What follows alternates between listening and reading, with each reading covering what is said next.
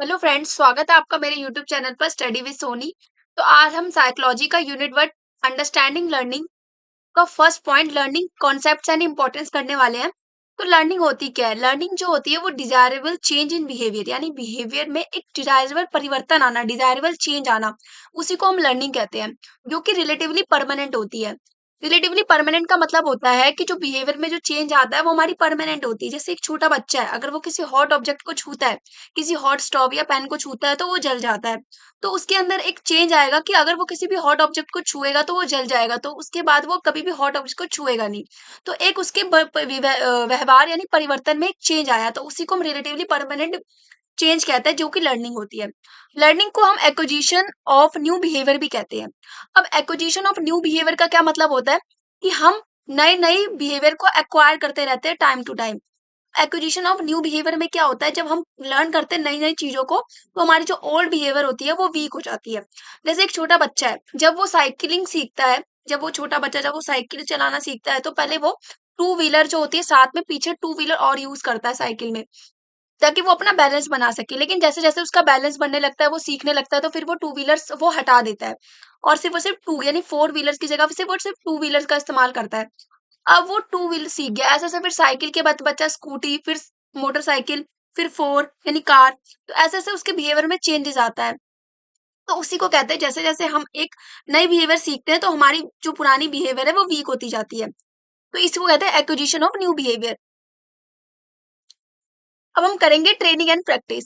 Learning के लिए जो ट्रेनिंग और प्रैक्टिस है बहुत ही इंपॉर्टेंट है, क्योंकि अगर हम लर्निंग कर रहे हैं और हम साथ साथ उसकी प्रैक्टिस यानी एक्सपीरियंस और हम प्रैक्टिस करते रहेंगे, एक्सरसाइज करते रहेंगे, तो हमारी लर्निंग जो है वो स्ट्रांग होती रहेगी। तो ट्रेनिंग और प्रैक्टिस लर्निंग के लिए बहुत ही ज्यादा इंपॉर्टेंट है। नेक्स्ट पॉइंट है it may be positive and negative. जो लर्निंग है वो जरूरी नहीं है कि सिर्फ पॉजिटिव ही हो और नेगेटिव भी हो सकती है। पॉजिटिव यानी कि अगर हम कुछ अच्छी चीजें सीख रहे हैं, कुछ अच्छी चीजें हम एक दूसरे सोसाइटी से या फिर इन्वायरमेंट से सीख रहे हैं, तो वो पॉजिटिव है। नेगेटिव जैसे अगर बच्चा चीटिंग कर रहा है या बच्चा चोरी कर रहा है, तो ये एक नेगेटिव थिंग है। तो जरूरी नहीं है कि लर्निंग में सिर्फ और सिर्फ पॉजिटिव चीजें ही सीखें, नेगेटिव चीजें भी हम सीखते हैं। Learning is a life long process. Learning जो है एक लाइफ लॉन्ग प्रोसेस है, यानी कॉन्टिन्यूअस चलती ही रहती है। वॉर्म टू टॉम यानी कि माँ के गर्भ से लेकर कब्र तक लर्निंग चलती ही रहती है। लर्निंग एक सोशल प्रोसेस है, यानी कि सोशली हम एक दूसरे से इंटरेक्ट होते हैं, समाज से, फैमिली में, स्कूल्स में और अपने सोसाइटी में, कम्युनिटी में। तो हम क्या करते हैं, सोशली इंटरैक्ट होके हम एक दूसरे से चीजें सीखते हैं। समाज में कई चीजें देखते हैं, उनसे सीखते हैं। तो ये क्या है, लर्निंग एक सोशल प्रोसेस है। नेक्स्ट है हमारा change of behaviour due to anger, drugs inhaling, diseases, fatigue, not a learning. यानी कि जो बिहेवियर हम एंगर, गुस्से वाला जो बिहेवियर होता है, ड्रग इनहेलिंग, कोई बीमारी, कोई फैटिग की वजह से जो लर्निंग होती है, उसको हम लर्निंग नहीं कहते हैं, वो लर्निंग नहीं है। Unlearning is also a learning. अगर हम किसी चीज को भुलाना चाहते हैं, किसी चीज को खत्म करना चाहते हैं, लर्निंग को हटाना चाहते हैं, तो वो भी लर्निंग है। जैसे कोई इंसान है, उसका कोई बिहेवियर है, वो चाहता है उस बिहेवियर को हटाना है, वो बिहेवियर को कम करना चाहता है, तो वो भी एक तरीके से लर्निंग ही हुई। Adjustment of learning, adjust attainment of learning. Attain मतलब अटेनमेंट ऑफ गोल, यानी गोल को अटेन करने के लिए भी हम लर्निंग करते हैं। तो वो लर्निंग करने से हमारे गोल भी क्या है, अटेन होते हैं। नेक्स्ट है adjustment in new behaviour.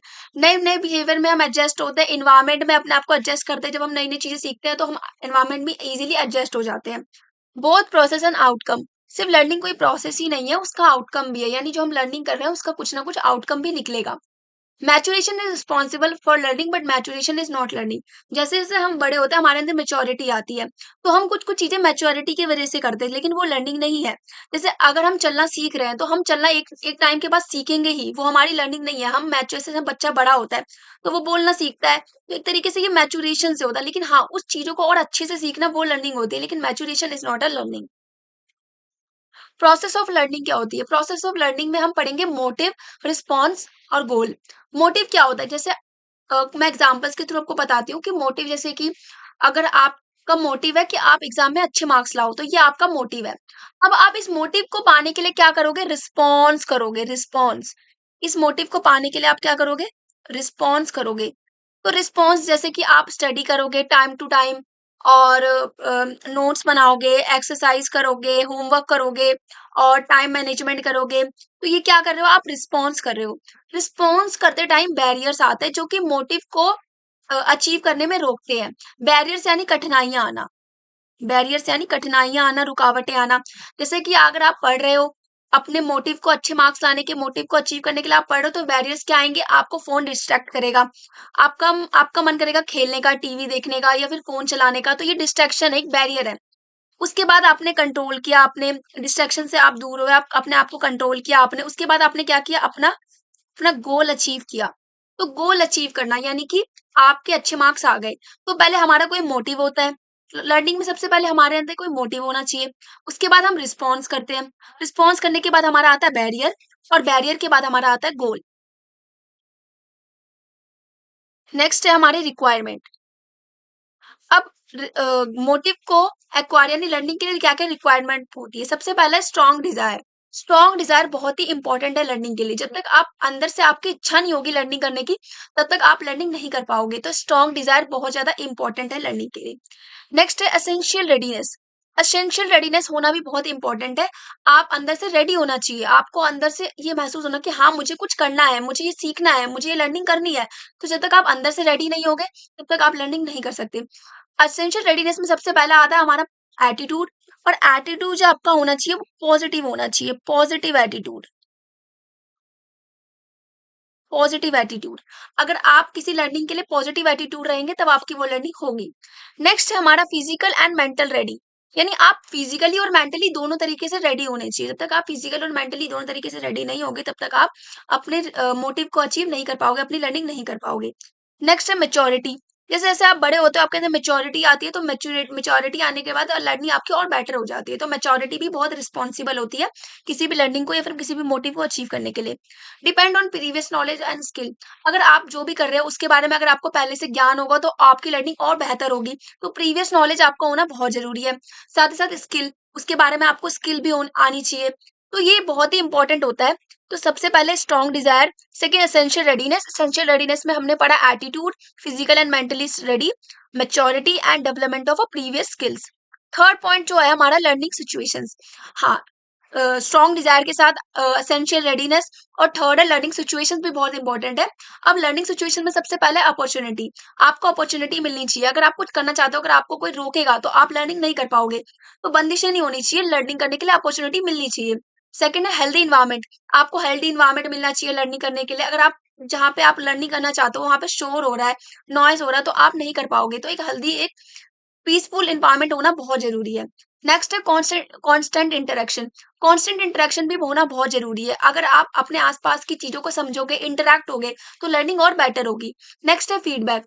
Feedback भी होना बहुत ज़रूरी है। पॉजिटिव फीडबैक भी होना बहुत ज़रूरी है कि अगर आप कुछ लर्निंग कर रहे हो, क्या आप वह बेहतर कर रहे हो कि नहीं, उसमें कुछ कमी तो नहीं है। तो फीडबैक आप खुद को भी दे सकते हो, दूसरों से भी ले सकते हो। तो फीडबैक भी होना बहुत ज़रूरी है। तो रिक्वायरमेंट में स्ट्रॉन्ग डिजायर, एसेंशियल रेडीनेस और लर्निंग सिचुएशंस, ये 3 चीज इंपॉर्टेंट है। नेक्स्ट हम पढ़ेंगे लर्निंग की नेचर और कैरेक्टरिस्टिक्स। लर्निंग की नेचर और कैरेक्टरिस्टिक्स क्या होती है? सबसे पहला हमारा चेंज इन बिहेवियर। हमने इसे पढ़ा कि बिहेवियर में बदलाव आना हमारी लर्निंग है। सेकंड हमने पढ़ा कॉन्टिन्यूअस, जो कि वॉर्म टू टॉम यानी कि माँ के गर्भ से कब्र तक चलती है। तीसरा है लाइफ लॉन्ग प्रोसेस, जो कि बर्थ से लेकर मृत्यु तक यानी कि जन्म से लेकर मृत्यु तक लाइफ लॉन्ग प्रोसेस है लर्निंग। नेक्स्ट है यूनिवर्सल प्रोसेस है। यूनिवर्सल प्रोसेस का मतलब होता है सब लर्निंग करते हैं। सब लर्निंग हर applicable to all species, but क्या फ्रीक्वेंसी का फर्क होता है। सबका करने का तरीका अलग होता है, पर लर्निंग सब करते हैं कि यूनिवर्सल प्रोसेस है। नेक्स्ट है क्लियर अंडरस्टैंडिंग। आप लर्निंग तभी कर पाओगे जब आपको अच्छे से समझ आए। कोई चीज आप कर रहे हो तो आपको उसकी अंडरस्टैंडिंग होना बहुत जरूरी है। जब तक आपको वो चीज समझ नहीं आएगी आप लर्निंग नहीं कर सकते हो। तो क्लियर अंडरस्टैंडिंग होना बहुत जरूरी है। नेक्स्ट है एक्टिव इन्वॉल्वमेंट। आप लर्निंग कर रहे हो लेकिन आपका ध्यान कहीं और है, आप उस चीज पर कंसंट्रेट नहीं कर रहे हो, आपका इंटरेस्ट अच्छे से एक्टिव एक्टिव इन्वॉल्व नहीं हो आप उसमें, तो लर्निंग नहीं होगी। तो एक्टिव इन्वॉल्वमेंट होना बहुत जरूरी है। नेक्स्ट है डेफिनेट गोल।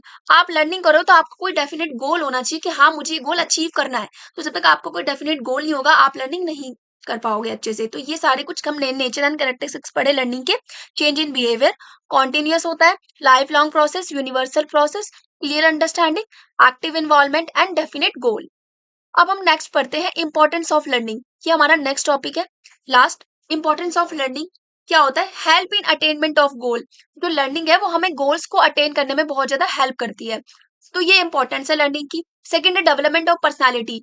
लर्निंग करने से आपकी पर्सनालिटी भी अच्छी होती है। जब आप नई नई चीजें सीखते हैं, आस-पास से, अपने सोसाइटी से, अपने एनवायरनमेंट से, तो आपकी पर्सनैलिटी बिल्डअप होती है। तो ये भी हमारा सेकंड पॉइंट है। थर्ड है प्रॉपर एडजस्टमेंट। आपका एडजस्टमेंट हो पाएगा, कहाँ पे एडजस्ट हो पाओगे आप? एनवायरनमेंट में, अपने एनवायरनमेंट, अपने सोसाइटी में अच्छे से एडजस्ट हो पाओगे लर्निंग की हेल्प से। लर्निंग एक कॉम्प्रिहेंसिव प्रोसेस है जो कि वाइडर है, बहुत ही व्याप्त फैला हुआ प्रोसेस है ये। और लर्निंग हम हर चीज़ों से लर्निंग कर सकते हैं। मेन गोल इन एजुकेशन, इसका मेन गोल है वो एजुकेशन में भी है लर्निंग का। नेक्स्ट है help in developing skills and competency. ये जो लर्निंग है वो हमें स्किल्स और कॉम्पिटेंसी को भी डेवलप करने में बहुत ज़्यादा हेल्प करती है। Responsible for progress and culture civilisation, यानी कि कल्चर की और सिविलाइजेशन की प्रोग्रेस में भी बहुत हेल्प करती है हमारी लर्निंग। यानी कि कल्चर को प्रोसीड करने में, ट्रेडिशंस को, कल्चर को प्रोसीड करने में भी ये बहुत हेल्प करती है। तो आज का हमारा लेक्चर यहीं पे एंड होता है। Thank you so much for watching. और इसका पार्ट 2 यानी कि पॉइंट 2 जो है अंडरस्टैंडिंग लर्निंग का, वो मैं नेक्स्ट वीडियो में आपको बताऊंगी। Bye bye.